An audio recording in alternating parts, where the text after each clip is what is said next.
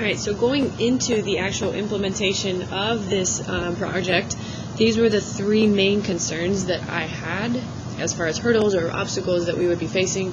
The first one obviously being not enough background. I didn't know if the students would be able to go into this without having any knowledge about what we were about to accomplish with solving the functions and be able to basically teach themselves or discover how to do this process and turn that around and it be able to teach their peers. So what I did was I created a list of some possible websites that they could go to, for example, Khan Academy, Purple Math, Math is Fun, Cool Math. Basically I told them, Google what you're trying to do and see if you can watch some videos or look at some actual steps that people are going through to solve these problems and put them into your own words. So I had kind of a list of possible things that these students could do. As I was circulating the room, I was making sure that they were actually getting to that correct solution in order to hopefully avoid this third concern that I had was what happens if we do this project, the group that's presenting the roots goes through and just completely messes it up. And now, what do we have to do to fix that? And with the circulation, I was able to hopefully catch, let me get this back in focus, those major issues before they went into the project, whether that be the video, the lecture, the worksheet.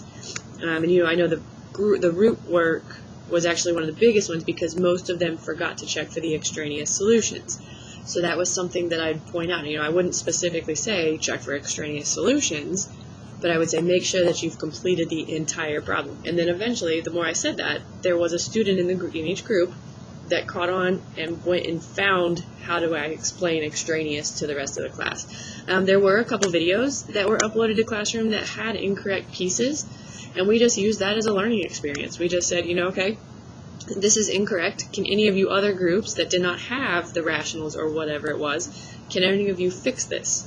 And that was a great learning experience so they could see an incorrect, and then we just learned from it. We didn't dock anybody. It took a few points off from their rubric, but it didn't kill their grade. They still attempted the project. And then the last thing, our school Wi-Fi is horrible. It's unreliable. So that was a concern that I had from the beginning.